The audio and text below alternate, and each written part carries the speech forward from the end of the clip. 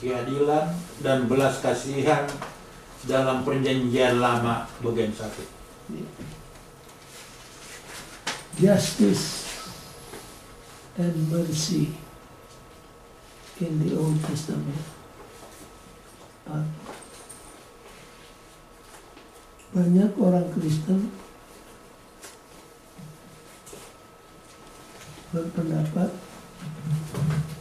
seolah-olah kalau perjanjian baru, perjanjian lama itu penuh dengan apa?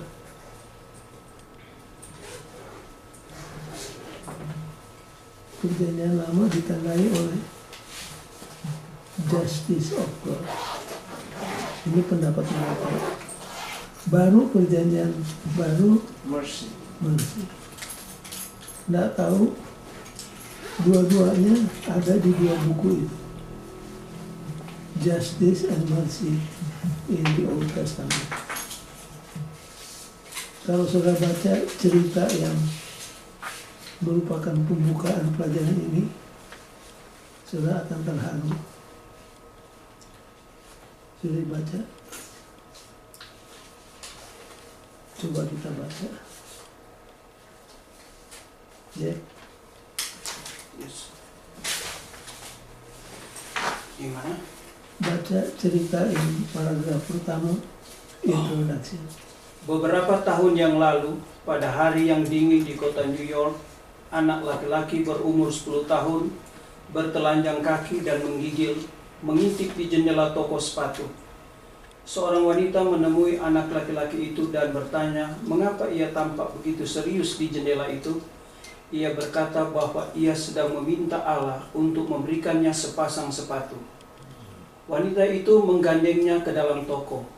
Ia meminta sang pelayan untuk membawa 6 pasang kaos kaki. Ia juga meminta baskom berisi air dan handuk. Mengajak anak laki-laki itu ke belakang toko. Ia melepaskan sarung tangannya, mencuci kaki anak laki-laki itu, dan mengeringkannya dengan handuk. Sang pelayan kembali dengan beberapa kaos kaki.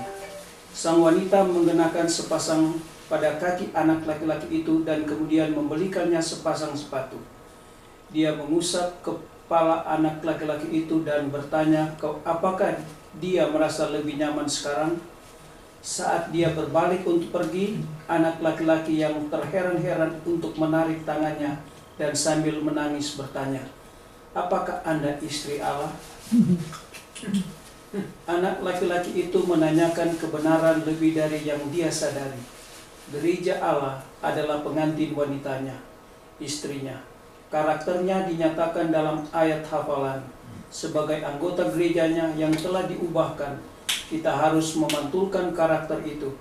Jika kita benar-benar miliknya, kita akan benar-benar peduli dan memberi bagi orang miskin dan tak berdaya. New Boys Life,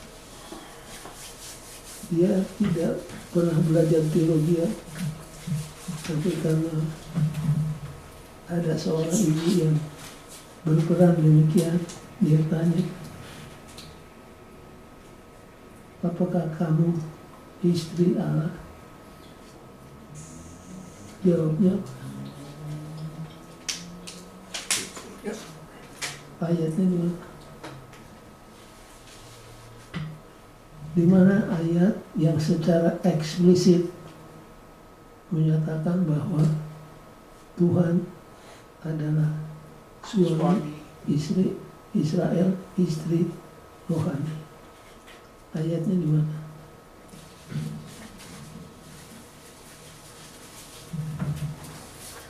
Coba buka Yeremia pasal 3.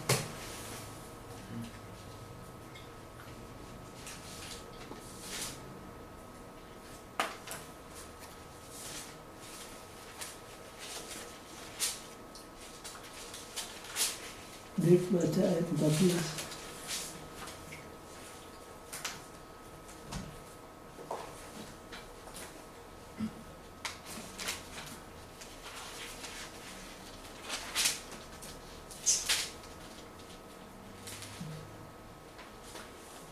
Pasal 3 Yeremia ayat 14 ayat 14. 3:14. Kembalilah hai anak yang murtad, dengar firman Tuhan. Karena aku telah menjadi Tuhan atas kamu, aku akan mengambil kamu seorang dari setiap kota dan seorang dari setiap keluarga. Membawakan ke Sion. Ayat 20. Tetapi sesungguhnya seperti seorang istri tidak setia terhadap temannya, demikianlah kamu tidak setia terhadap aku, hai kaum Israel. Dari dua ayat ini kita bisa ambil kesimpulan menurut pelajaran Alkitab, pengajaran Alkitab, Tuhan itu telah memawini Israel secara rohani. Akad nikahnya di mana? Bukit Sinai. Di Sinai. Di Bukit Sinai. Cerita yang dibaca tadi ada versi yang lain lagi. Versi yang lain, seorang perawat melihat seorang anak laki-laki yang opname di rumah sakit dan tidak tahu siapa ibu atau bapaknya. Anak itu sebatang kara. Lalu pada suatu pagi perawat itu dekati itu anak yang selalu diam. Dia bilang, "Son, I love you very much." Anak itu tanya, "What is love?" Perawat itu dekati itu anak, dipeluk, dicium, dibelainya. Lalu dia bisik, "Son, this is love." Anak itu bilang, "If this is love, I like love." Kalau cinta itu seperti ini, saya senang cinta. Yang sedang ditekankan di sini, agama itu bukan sekedar mempercayai serangkaian doktrin atau pengajaran. Dalam analisa terakhir, agama itu dinilai oleh apanya? Perbuatan. Di sini kaum Islam selalu menekankannya. Kalau kaum Muslim yang ditekankan apa? Perbuatan, Amal amal, dan ibadah. Amal dan ibadah. Kalau kita baca Alkitab Perjanjian Lama, kita akan dapati bahwa dua unsur ini sangat jelas, sangat nyata ada di dalam Alkitab. Di ayat yang dibaca tadi, belum dibaca, di ayat hafalan 146 buku Mazmur ayat 7-9, di sana disebut tentang perbuatan kita bagi orang lain, orang asing sekalipun, orang yang tidak punya orang tua lagi, janda dan lain sebagainya. Tapi yang sangat nyata, kalau sudah perhatikan, di hukum yang ketiga, coba kita sepintas lalu membandingkan dengan Keluaran 20, hukum yang ketiga. Jangan kamu menyebut nama Tuhan Allahmu dengan sia-sia. Terus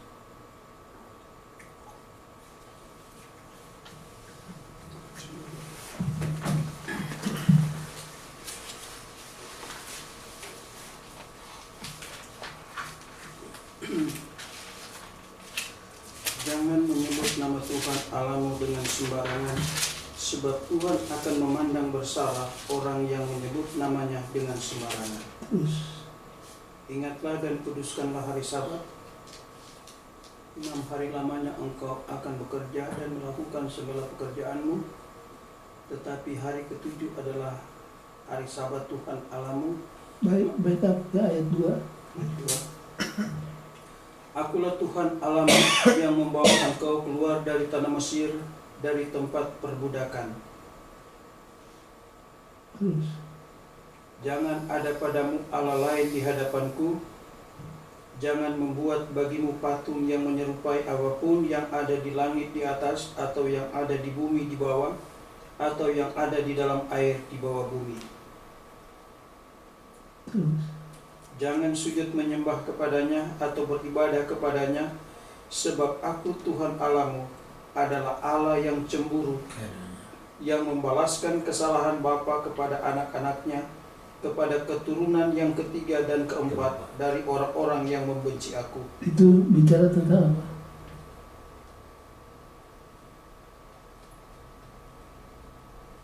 Kalau sudah dibaca itu, baca bagian berikutnya, nanti ada jawabnya. Tetapi aku menunjukkan kasih setia kepada beribu-ribu orang, yaitu mereka yang mengasihi aku dan yang berpegang pada perintah-perintahku. Jangan menyebut nama Tuhan Allahmu dengan sembarangan, sebab Tuhan akan memandang bersalah orang yang menyebut namanya dengan sembarangan. Di ayat ini juga ada dua unsur ini, membalas dan menunjukkan belas kasihan. Dan sederetan ayat-ayat lain menguatkan hal ini. Jadi yang pertama yang harus kita ketahui, tidak ada dikotomi antara perjanjian lama, perjanjian baru. Karena kebanyakan orang Kristen berpendapat seolah-olah di perjanjian baru hanya ada rahmat, di perjanjian lama keadilan. Itu keliru. Dua-duanya ada. Di perjanjian lama keadilan ada, rahmat ada. Demikian juga di perjanjian baru. Nanti as we go on, kita akan melihat lebih jelas.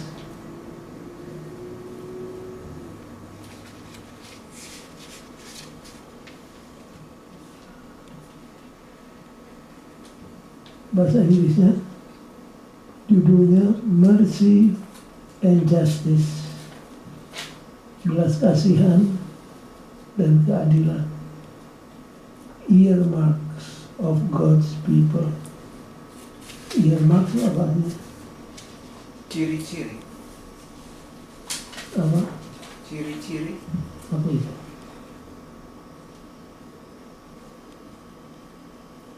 Mercy and justice itu adalah ciri-ciri daripada umat Tuhan. Lalu dari mana ada istilah earmark?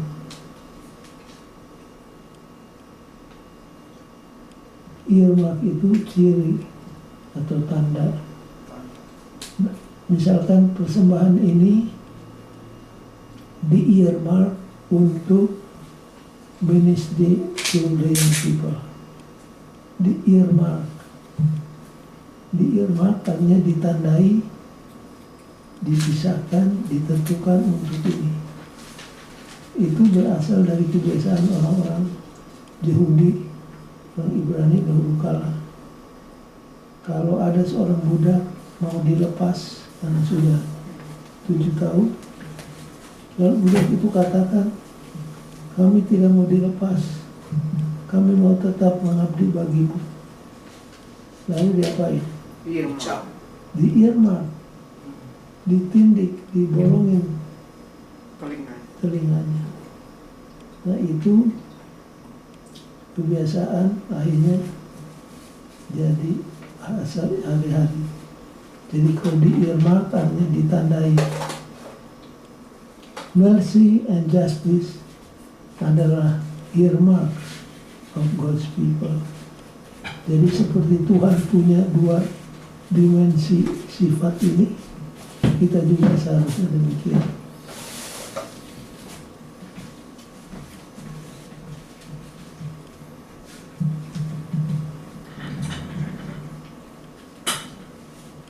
Coba kita buka hari Minggu.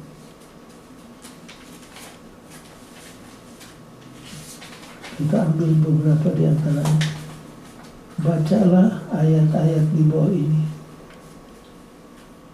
Lalu terangkan apa yang mereka katakan tentang belas kasihan dan justice. Coba buka Keluaran 22, 21 sampai 23.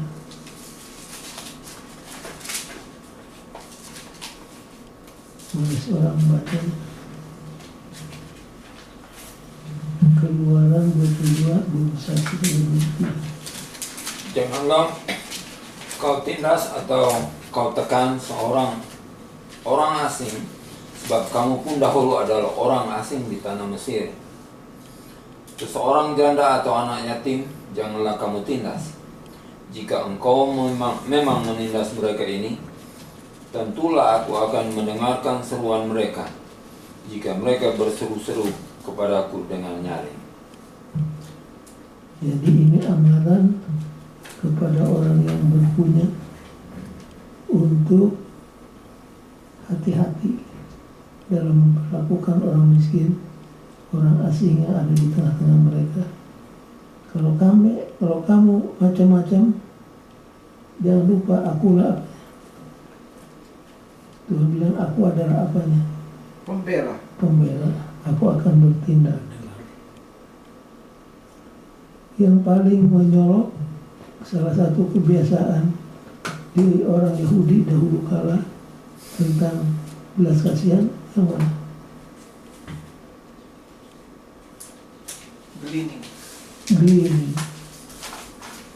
Gleaning itu kalau orang kaya panen, apa perintah Tuhan? Sisain.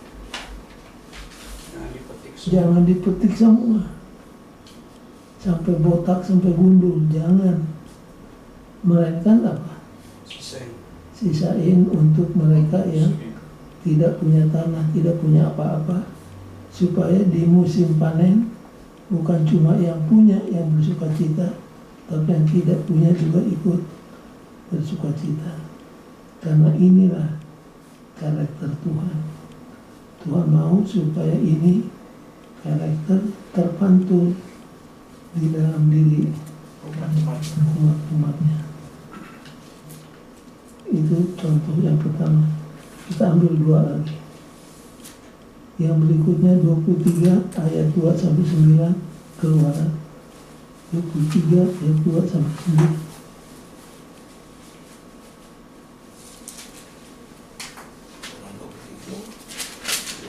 Keluaran 23 ayat Ayat 2. ya. Janganlah engkau turut-turut kebanyakan orang melakukan kejahatan, dan dalam memberikan kesaksian mengenai sesuatu perkara, janganlah engkau turut-turut kebanyakan orang membelokkan hukum. Juga janganlah memihak kepada orang miskin dalam perkaranya. Apabila engkau melihat lembu musuhmu atau keledainya yang sesat, maka segeralah kau kembalikan binatang itu. Apabila engkau melihat rebah keledai musuhmu karena berat bebannya, maka janganlah engkau enggan menolongnya. Haruslah engkau rela menolong dia dengan membongkar muatan keledainya. Janganlah engkau memperkosa hak orang miskin di antaramu dalam perkaranya. Banyak orang Kristen sekalipun yang beranggapan Tuhan di Perjanjian Lama dan Tuhan Perjanjian Baru itu berbeda. Kalau yang di Perjanjian Baru, Tuhan yang penuh kasih sayang, yang bisa menangis, bisa merasakan penderitaan orang lain. Tapi katanya kalau yang di Perjanjian Lama itu Tuhan yang sangat apa? Kejam. Majikan yang sangat kejam. Lupa bahwa tersebar di seluruh Alkitab Perjanjian Lama ayat-ayat seperti yang dibaca tadi itu sangat banyak yang menyatakan bahwa Tuhan itu bukan hanya Tuhan yang adil, tapi Tuhan yang berbelas kasihan. Walaupun tidak se-eksplisit seperti perjanjian baru. Kalau di perjanjian baru tentang Yesus, apa? Sebelum Yesus menyembuhkan, dikatakan maka tergeraklah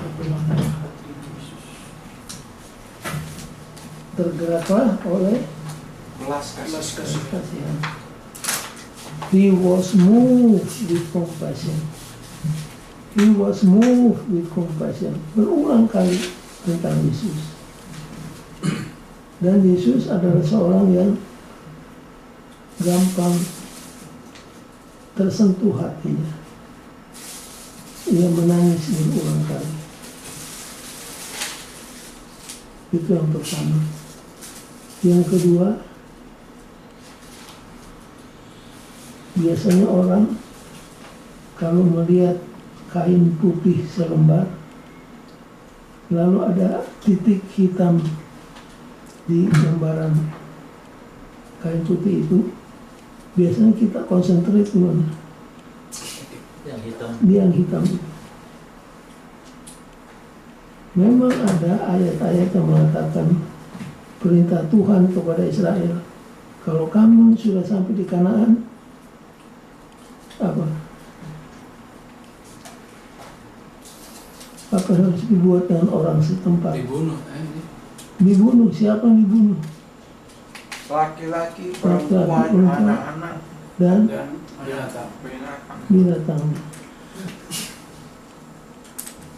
Itu bukan tanpa alasan yang kuat. Tapi orang senang mengkonsentrasikan pikirannya kepada ayat-ayat ini. Lupa bahwa lebih banyak ayat yang menyatakan bahwa Tuhan itu merciful, pembela orang janda, anak yatim piatu, orang miskin, dan orang asing.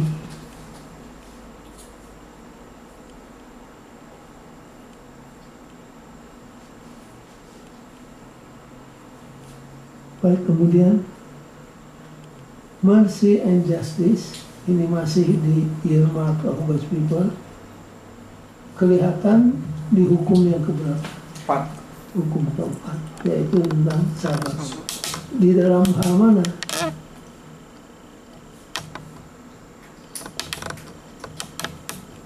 Di mana kelihatan? Di praise. Yang mana dalam hukum keempat yang menunjukkan kepada kita bahwa Tuhan concern bukan hanya kepada umatnya, tapi kepada orang yang disebut marginalized, orang yang disebut terabaikan, tersisihkan. Mereka tidak boleh bekerja. Ya. Dalam Hamba hal laki-laki atau hamba perempuan. Jangan kamu bekerja, baik kamu, baik kaya, miskin, terus, dan Hewan, anak laki-laki, anak anakmu perempuan, perempuan, hambamu laki-laki, hambamu perempuan, atau hewanmu, atau orang asing yang di tempat kediamanmu. kalau sekarang hewanmu itu apa? Mobil, Ya. Jadi kalau hari Sabat, kalau kita punya usaha mobil, nampaknya mobil harus apa? berhenti. Hewan dulu hewan ini selain dimakan dagingnya untuk konsumsi hari-hari, hewan ini alat untuk apa? Transportasi. Transportasi. Jadi hari Sabat itu alat transportasi juga harus beristirahat. Hambamu yang ada di pintu gerbang harus berhenti. Ini nanti disambung lagi dengan the universality of the Sabbath. Jadi hukum keempat menyinggung tentang God's justice and mercy. Kalau sudah perhatikan di buku Perjanjian Lama, Sabat itu ada berapa jenis, ada berapa macam? Tiga. Sabat yang mana yang pertama? Weekly. Yang kedua? Yearly. Sabat yang yearly. Yang ketiga? Jubilee.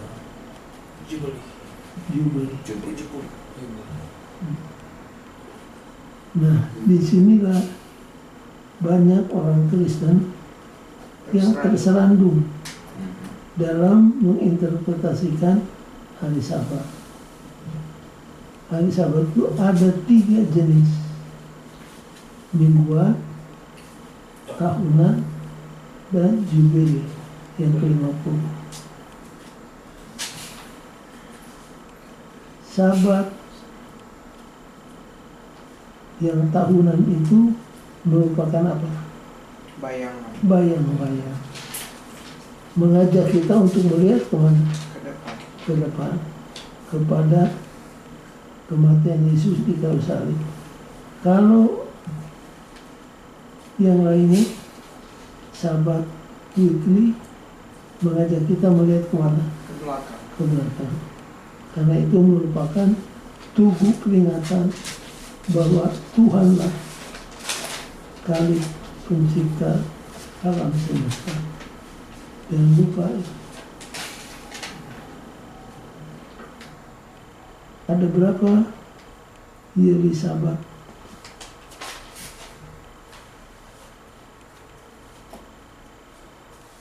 Ada berapa? 7.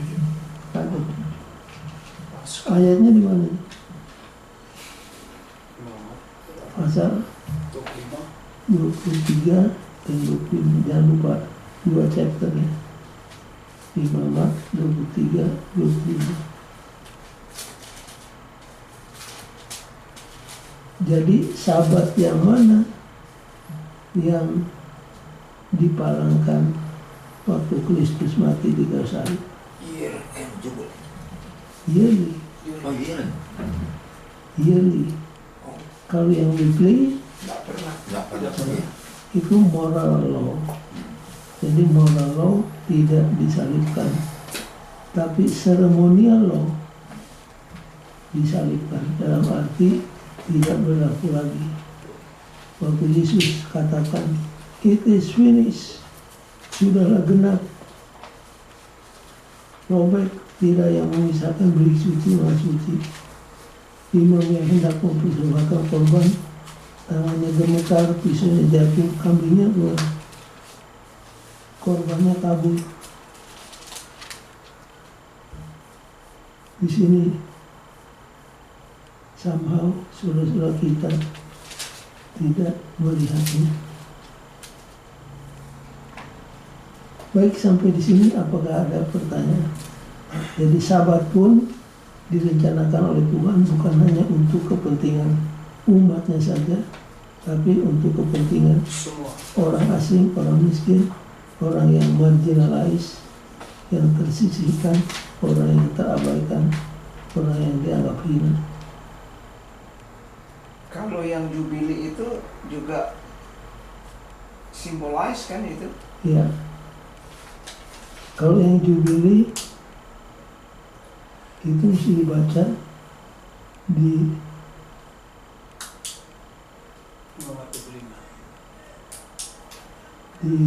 halaman 33,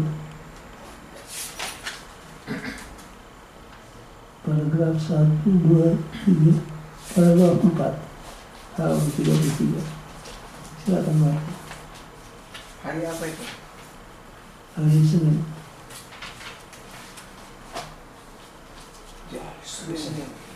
1, 2, 3. Bagaimanapun harap dicatat bahwa tahun Sabat dan tahun Yobel menggambarkan prinsip-prinsip abadi.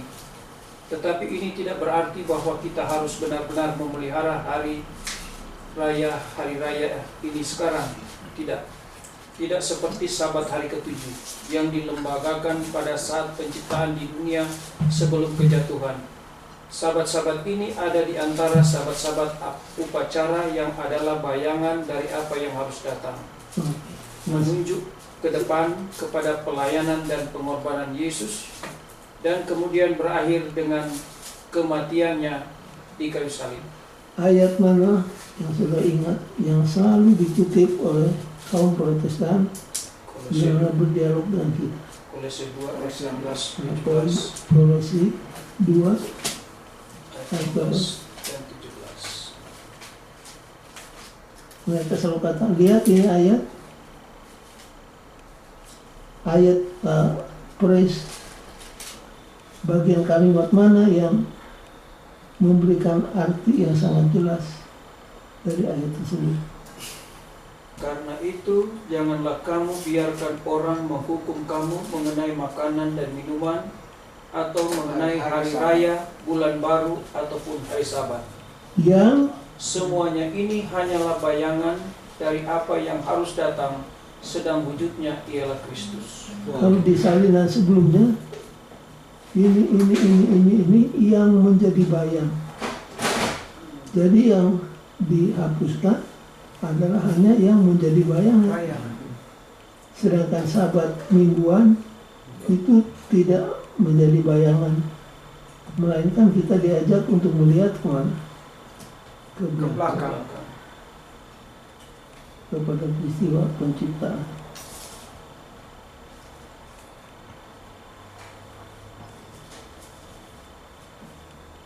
Cuma di sini dia punya masalah hari Sabat bentuknya besar. Bagaimana? Hari Sabat Kenapa? Huruf besar. huruf besar.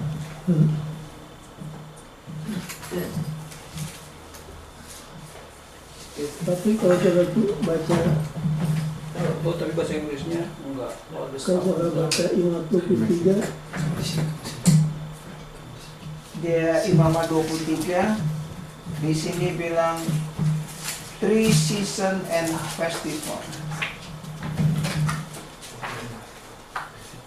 Ada 7 festival yang mereka bikin seolah-olah Sabat yang mingguan masuk ke ke dalam situ, dalam situ. yaitu Passover, unleavened bread, first grain, harvest, trumpet, atonement, the day of atonement, and the feast of tabernacle.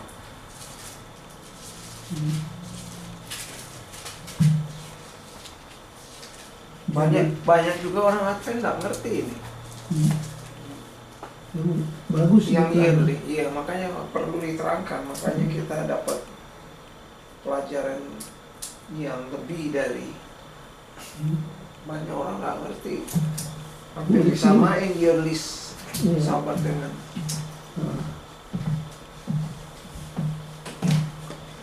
Baik, berikutnya hari Senin Universal Concert. Boleh dibaca Kejadian 2 ayat 1 sampai 3. Walaupun ini sudah kita hafal di luar kepala. Kejadian 2 ayat 1. Itu tentang apa? hari Sabat. Kalau sudah pelajari Kejadian pasal 2 ayat 1 sampai 3, itu mestinya masuk di mana? Kejadian pasal 1. Ya. Kalau mau memperhatikan isinya, Kejadian 2 ayat 1 sampai 3 itu harusnya masuk di pasal yang pertama. Karena dia ulangi lagi. Jadi saudara-saudara kalau baca Alkitab jangan terpengaruh oleh Pembagian masa. karena itu tidak diilhamkan. Sebagian malahan dibikin sementara dia naik kuda. Menurut cerita yang saya baca. Jadi ada juga kesalahan-kesalahan yang terjadi.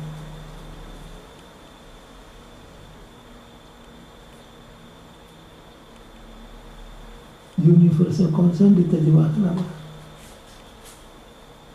Apa bahasa Inggris? Kepedulian universal. Kepedulian universal.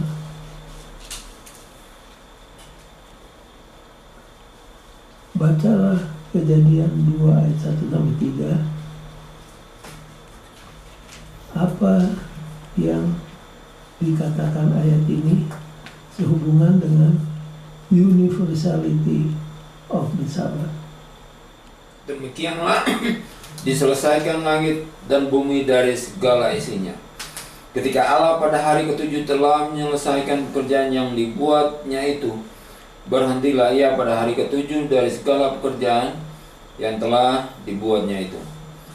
Lalu Allah memberkati hari ketujuh itu dan menguduskannya, karena pada hari itulah ia berhenti dari segala pekerjaannya, pekerjaan penciptaan yang telah dibuatnya itu. Jadi sekali lagi, Tuhan mau supaya dimengerti oleh orang banyak. Hukumnya itu Sabat merupakan responsibility dan privileges, bukan cuma hanya untuk umatnya, sampai untuk orang yang tidak mengaku diri sebagai umatnya. Yang harus dibaca tadi sudah dibaca.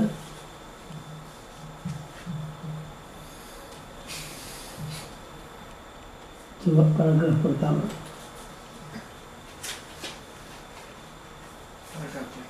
Jika kita benar-benar memelihara Sabat, kita tidak akan merasa puas hanya dengan istirahat.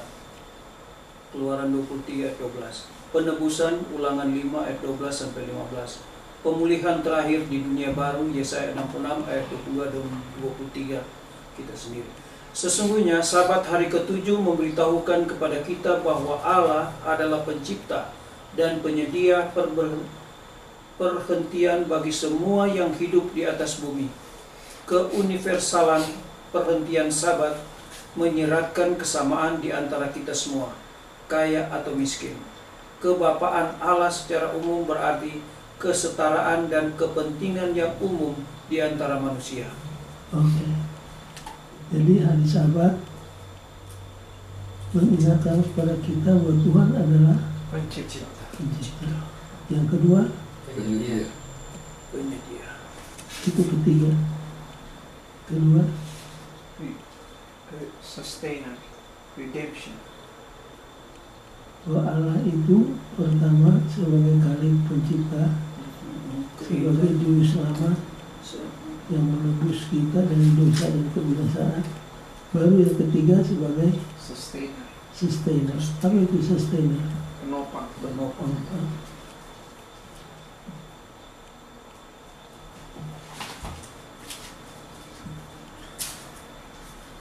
Siapa itu yang tiga itu? Menunjukkan kepada siapa? Yesus. Siapa Khalik pencipta? Yesus. Ayatnya di mana? Yohanes pasal Ayatnya di mana? Itu ayat terkenal. Kita buka Ibrani.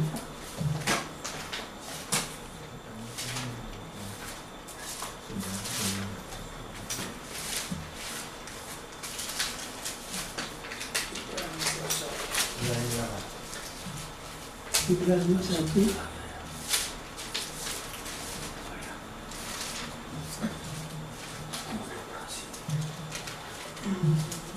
kita baca Ibrani 1 ayat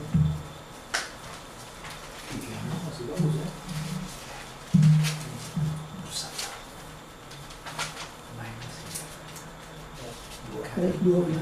Ayat 2. Maka pada zaman akhir ini ia telah berbicara kepada kita dengan perantaraan anaknya yang telah ia tetapkan sebagai yang berhak menerima segala yang ada. Oleh dia Allah telah menjadikan alam semesta. Jadi ia telah menjadikan, garis bawahi kata menjadikan atau made di ayat 2, ayat 3. Ia adalah cahaya kemuliaan Allah dan gambar wujud Allah dan penopang segala yang ada dengan firman-Nya yang penuh kekuasaan. Baik, Dan setelah ia selesai mengadakan penyucian dosa, ia duduk di sebelah kanan yang maha besar di tempat yang tinggi, jauh lebih tinggi daripada malaikat-malaikat, sama seperti nama yang dikaruniakan kepadanya jauh lebih indah daripada nama mereka. Jadi kalau Alkitab tidak doktrin, Dari 1 ayat 1 sampai 4. Tuhan bukan cuma menjadikan, Ayat 1 sampai 4. tapi Tuhan apa? Memelihara. Memelihara. Menembus. Doktrin apa yang mengatakan Tuhan itu cuma ciptakan, sudah itu beroperasi sendiri? Ada yang ingat? Apa itu? Dia Doktrin yang mengatakan Diosi Tuhan itu hanya menciptakan, sudah itu Ditinggalkan. dibiarkan sendiri. You are on your own. Testing. Apa istilahnya itu baca taruh? Dioteistik atau Dikit lagi, ateistik, dikit lagi. ada tulisan ateistik dan Aduh, udah. Diotisism. no. Pencipta. Deism. Deism. Deism. Sudah mau ke situ. Deism. Deism itu Deism. Tuhan yang tidak peduli, tahunya hanya menciptakan, Ya, deism. lalu sudah itu dibiarkan beroperasi sendiri. Beroperasi sendiri. Nah, kebalikan daripada deism yang ekstrim ke kanan adalah apa? Semua itu Tuhan ada. Apa Semua namanya? itu Tuhan alam.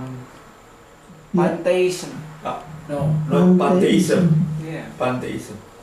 Yang kita pegang No, pantheism. Oh. Semua itu Tuhan ada. Kita pegang between. Teoism. Teoism. jadi kita harus bisa hidup mempertahankan tension antara pantheism dengan deism. Jangan miring ke kiri, jangan miring ke kanan. Nah, pionir Advent banyak yang tadinya deism. Oh, ya. Kalau Kellogg Pantheism. pantheism, itulah yang dia menjual bukunya untuk bangun rumah sakit. Itu. Pantheism. Padahal udah diajarin, lupa lagi. Ya untung ada ulangi. Doktoral study. Itu kalau saudara Iya ya. Apa? Punya. sudah punya Deism. vocabulary mesti Banyak. Banyak. mesti banyak. Deism. Deism, pantheism, Syncretism. syncretism. Pantheism. Yang 11 tadi masuk.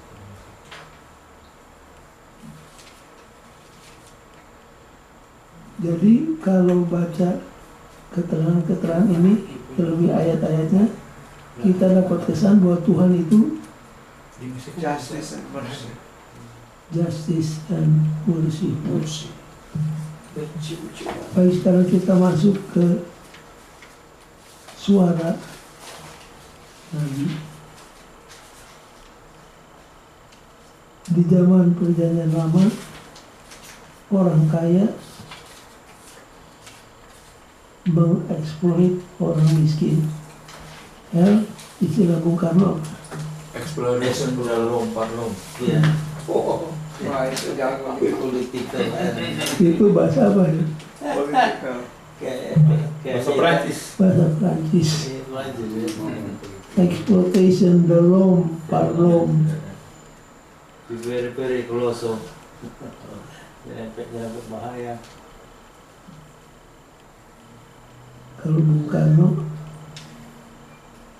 Alkitab pun dia Biasa ya. kutip bahasa Batak, pantunnya dikutip. Masih ingat ada bukunya yang terkenal selain di bawah bendera revolusi, apa bukunya tipis? Penyambung lidah saya. Satu lagi, Salina. Nasakom. Salina. Oh, Sari. Sarinya. Ini udah baca nih. Ya, tentang Irian Barat itu. Ya. Jadi mulai dari yang kecil sampai yang besar dia kutip. Irian, inilah rakyat Indonesia anti Nederland. Oh ya. Paling Marino, Iya benar. Bung Karno kutip itu sajak orang Batak. Yang mana itu? Dari Natulu? Tumagonan ulang muli, tu anak si sada-sada. In mate ganon dan adong lama ngabi. Dia baik tidak kawin katanya ya. Jangan kawin dengan anak perempuan satu-satunya. Kalau mati nggak ada penggantinya. Itu mencerminkan adat Batak. Makanya bininya banyak Soekarno. Lalu dia kutip in the beginning was the word verbatim. Oh ya. Memang dia kan pembicara nomor 2 sesudah siapa? Fidel Castro Kennedy. Fidel Castro. Pidato di Oh, Fidel Castro jago juga Oh, berarti. Jago dia. mesti lu baca Fidel Castro. Oh, Fidel jago. Castro, Nggak pernah dengar dia berhot tapi pidato sih. mesti dengar. Mesti dengar tuh. Dan biasanya without notes. Mirip-mirip Soekarno. Ya, berteman mereka juga. Orang lapar jadi nggak rasa lapar. Biasa. Di Castro ya. Kita Masih hidup dia sekarang ya. Masih. Karena Tapi beberapa sudah. ayat. Tapi sudah adiknya yang praktikally sudah nggak ada. Saya belum pernah dengar dia. Kalau Hitler juga. Oh, jago juga itu. kalau JFK lain lagi. Dia otaknya fotografi. Baca buku. Dia baca buku dengan yang disebut fast reading. Dia kalau baca buku begini, Dia sudah dia sudah tahu. Dia punya kecepatan membaca tahu nggak berapa? 2000. Satu menit 1 menit 2000 kata. 2000 kata.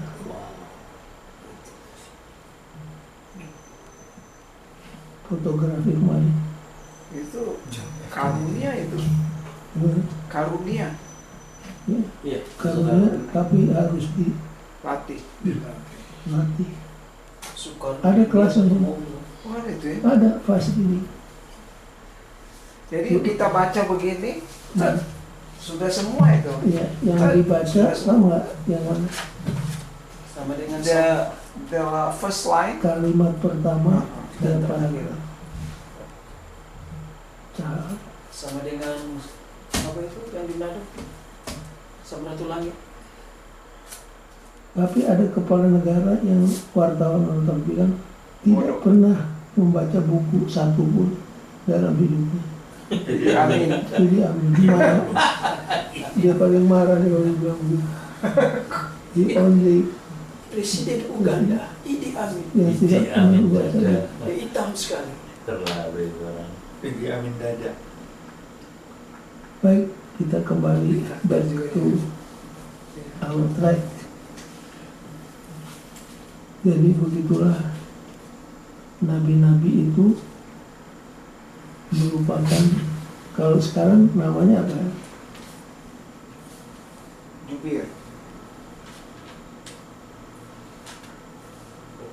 Mereka nggak tahan melihat rakyat ditekan oleh pemimpin,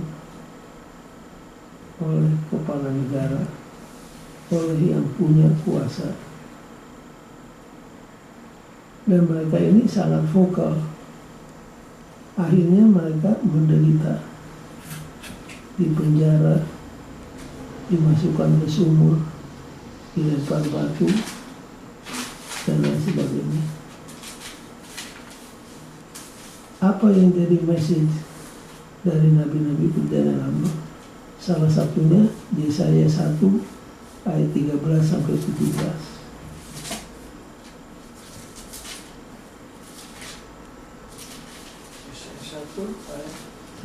Ayat 13 ini.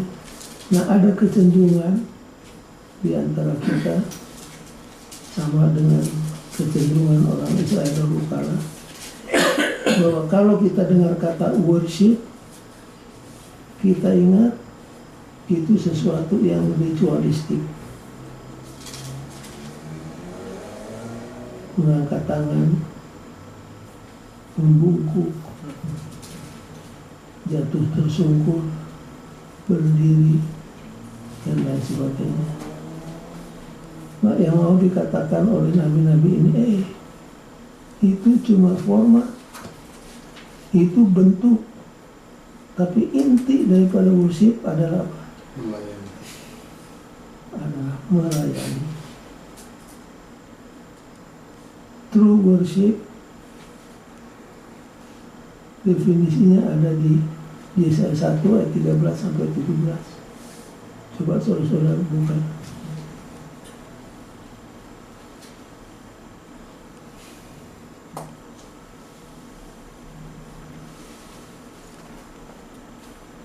Siapa baca? Yesaya 1 13 sampai 17.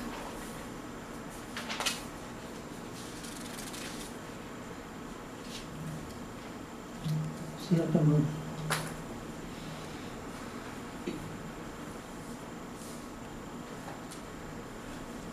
Baca. Saya Indonesia.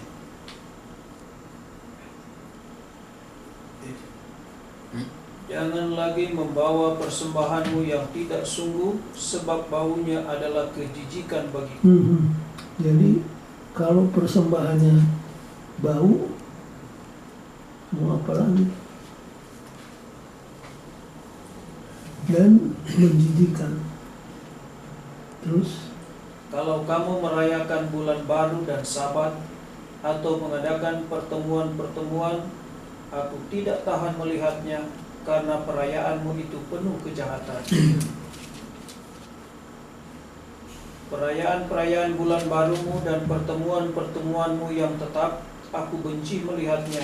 Semuanya itu menjadi beban bagiku. Aku telah payah menanggungnya. Apabila kamu menadahkan tanganmu untuk berdoa, aku akan memalingkan mukaku. Bahkan sekalipun kamu berkali-kali berdoa, aku tidak akan mendengarnya, sebab tanganmu penuh dengan darah.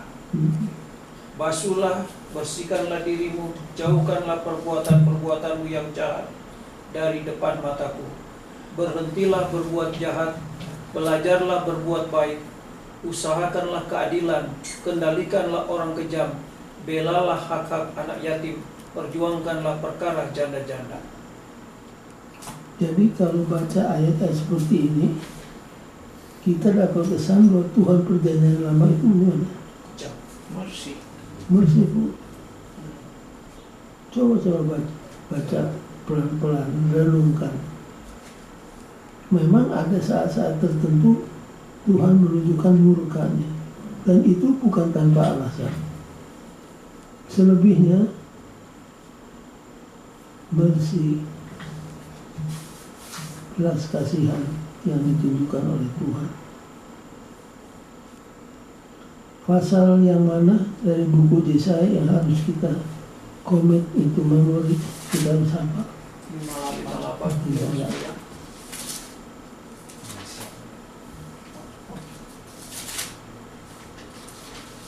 Nah kalau dibaca, bukan itu puasa yang aku ingini. Kalau bangsa Yahudi sangat keras sekali tentang puasa. Mesti begini, mesti begitu, tidak boleh begini, tidak boleh begitu. Yang ditekankan formatnya, spiritnya ditinggalkan. Nah Tuhan mau supaya definisi of worship itu diganti, jangan seperti yang dipraktekkan mereka. True worship harus ternyata dalam apa? Perbuatan.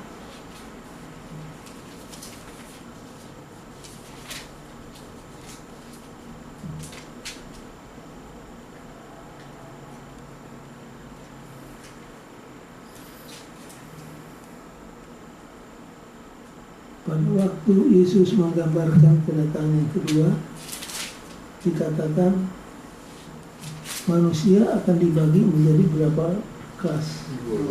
Dua. Sebelah kiri siapa? Sebelah kiri.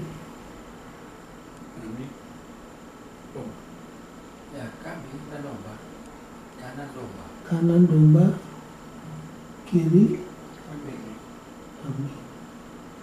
Apa basisnya? Apa dasarnya? Yang ini kambing ke kiri, yang ini ke kanan. Perbuatan. Perbuatan.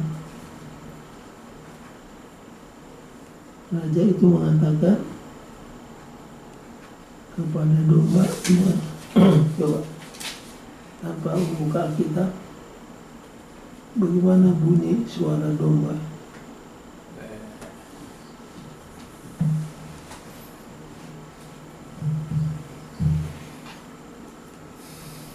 Pada waktu aku Sakit. Sakit. Engkau mengunjungi aku. Matius 25.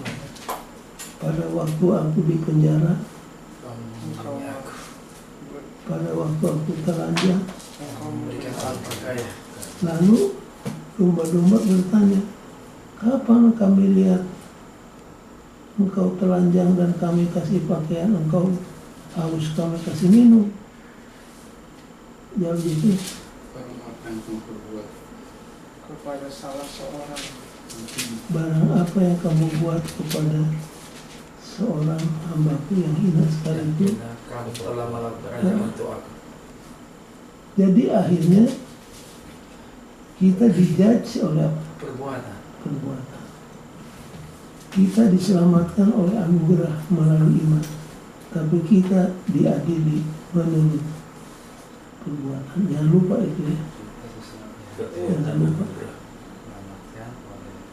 Kita diselamatkan oleh kasih karunia, ya, oleh iman. melalui Tapi iman. kenapa Oleh kita diadili oleh perbuatan? Jadi kalau begitu itu perbuatan tidak menyelamatkan. Tetapi kenapa kita dijudge dengan perbuatan kita? Ya. Jawabnya apa? Atau baca dulu ayatnya. Coba kasih tahu ayatnya di mana kita dijudge oleh perbuatan.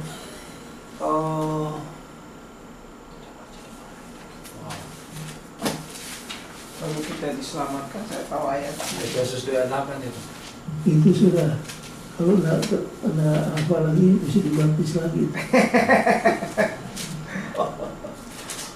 Ada baca di mana itu? Jadi kita diperhadapkan kepada hukum. Kan disebut we are judged by Works. Our deed. our deed. Ayat ini.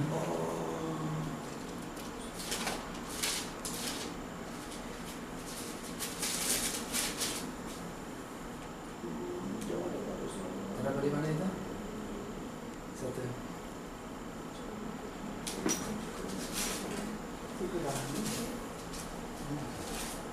Terus satu.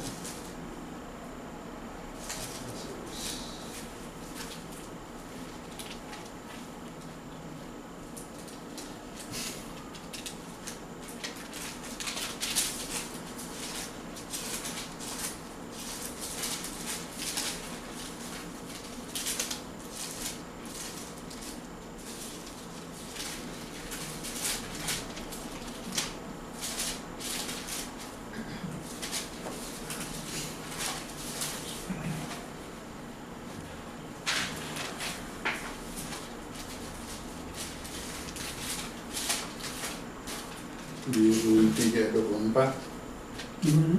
Rum 3:24 dia bilang kasih karunia itu dibenarkan cuma-cuma.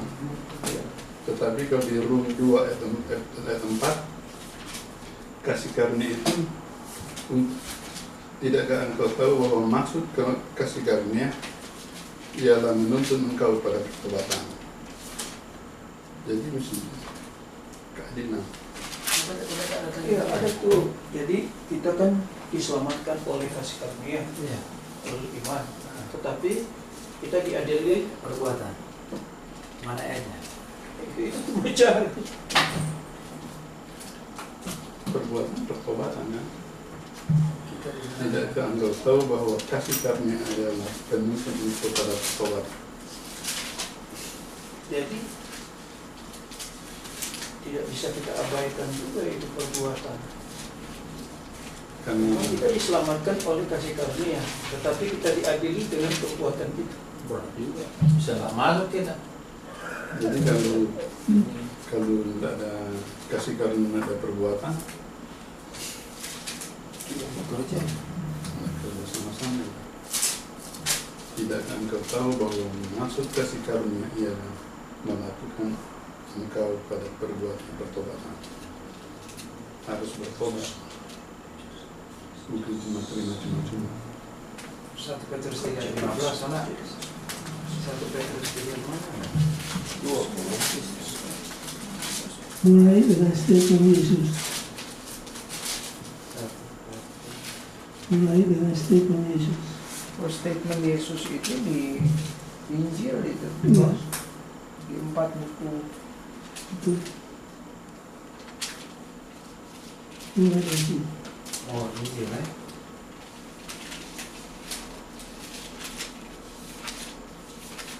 Matius 24.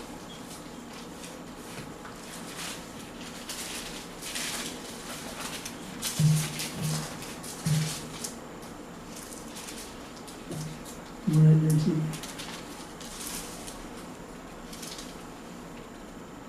Nggak dapat.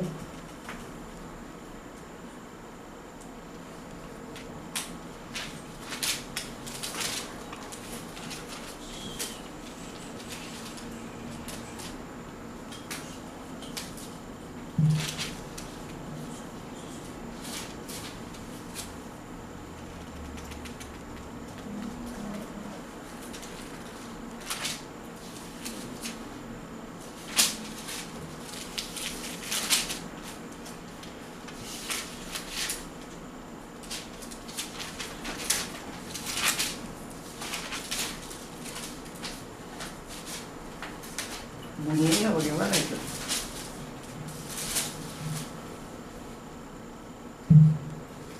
Lalu Yesus punya statement di Matius 12 ayat 36-37.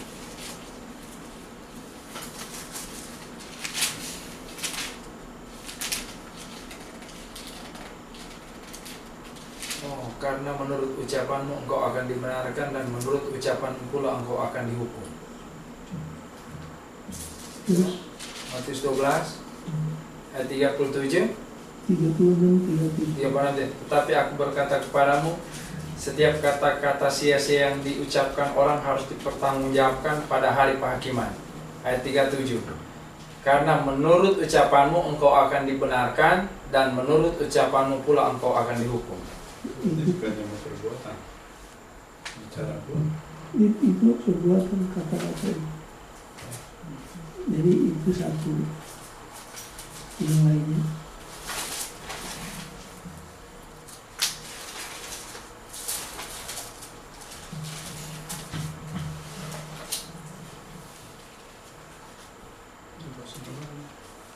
Matius 12 ayat 36-37.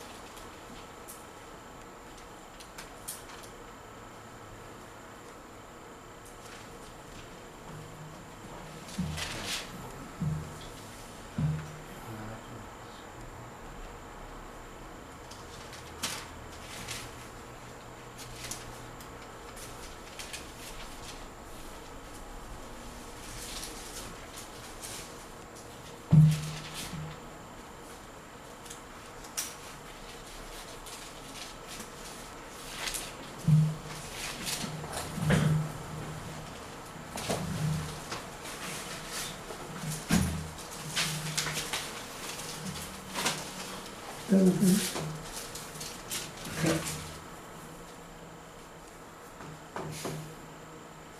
Lebih cepat kalau tahu dia punya statement, cari di Google.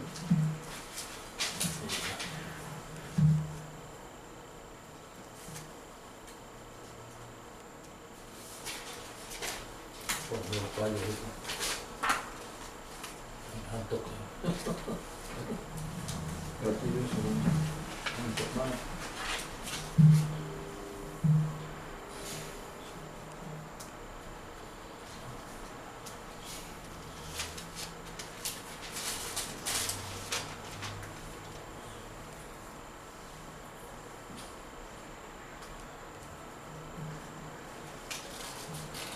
Kita Nanti cari selesaikan dulu pelajaran.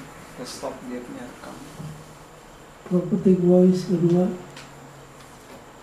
ini ulangan daripada yang tadi. Cuma disebut di sana tentang Yesaya 58. Itulah chapter yang harus Commit to memory. begitu. Yakub 2 ayat 14 apa itu? Yakub 2 ayat 14 bahwa iman tanpa perbuatan itu tidak ada gunanya. Itu implicit, Oh, yang eksplisit tulisannya.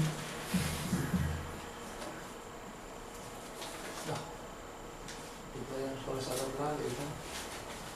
Nggak usah bilang pada pada semangat di sini.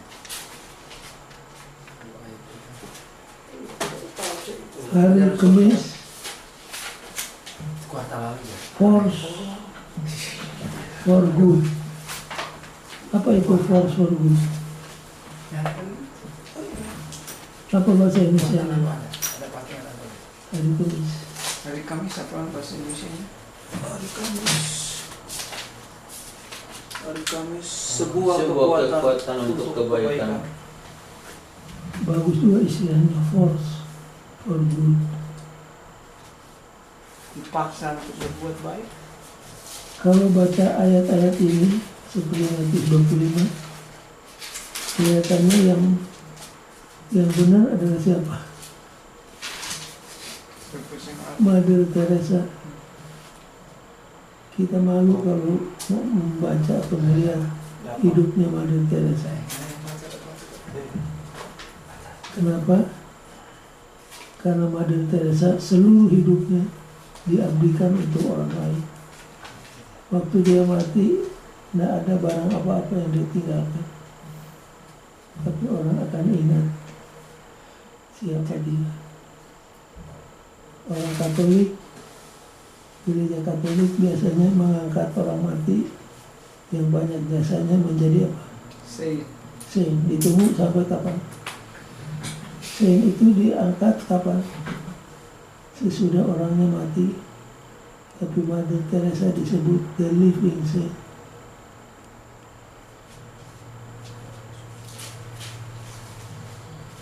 Oh, tadi sudah dapat itu tadi. 2 Korintus 5 ayat 10. Itu kamu akan dihadapkan kepada meja pengadilan Kristus.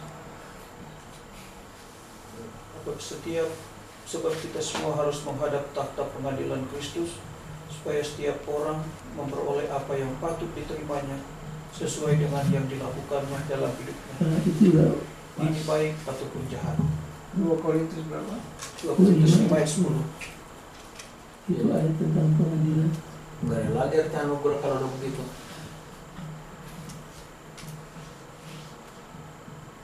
Jangan lupa diselamatkan Oleh Anugerah. Tetapi kita Kalau menurut ayat itu diadili oleh perbuatan. perbuatan. Makanya udah banyak perempuan kita putusin.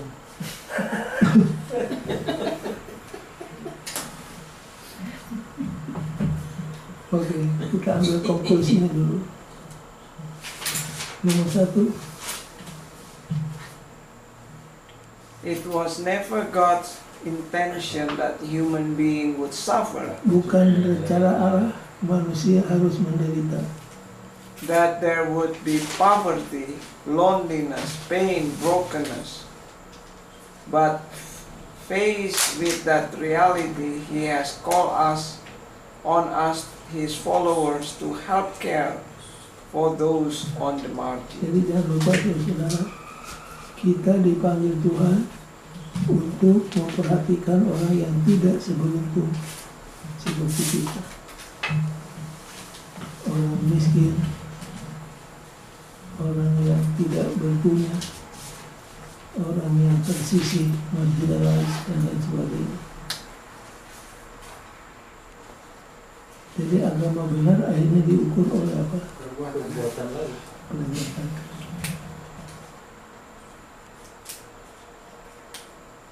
Yang kedua ya. The Sabbath rest helped reveal the idea of equality of all humanity before the Lord. Jadi doktrin Sabat meyakinkan kita bahwa semua manusia sama rata di hadapan Tuhan. Kalau bahasa Inggrisnya, the ground at the foot of the cross is level. Yang terakhir, When the mind of Christ becomes our mind, and His works our works, we shall be able to keep the fast described by the prophet Isaiah. It is not this the fast that I have chosen, to loose the bands of wickedness, to undo the heavy burden. jadi kalau pikiran Kristus menjadi pikiran kita, pekerjaan Kristus jadi pekerjaan kita, kita akan sanggup untuk memelihara, melaksanakan puasa yang diterangkan oleh Nabi Yesaya. Bahwa puasa itu bukan hanya sekedar tidak makan apa-apa, tidak minum apa-apa. Puasa itu berbuat amal kepada orang yang tidak seberuntung seperti kita. Jadi kalau disingkatkan dalam satu kata seluruh pelajaran ini, intinya gimana?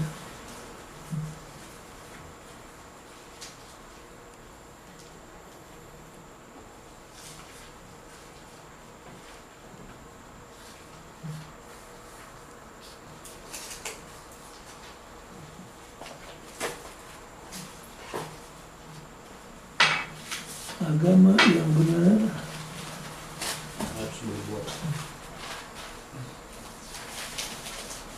agama yang benar lebih daripada hanya mempercayai serangkaian doktrin, tetapi lebih dari itu dinyatakan dalam perbuatan pelayanan kita kepada orang lain.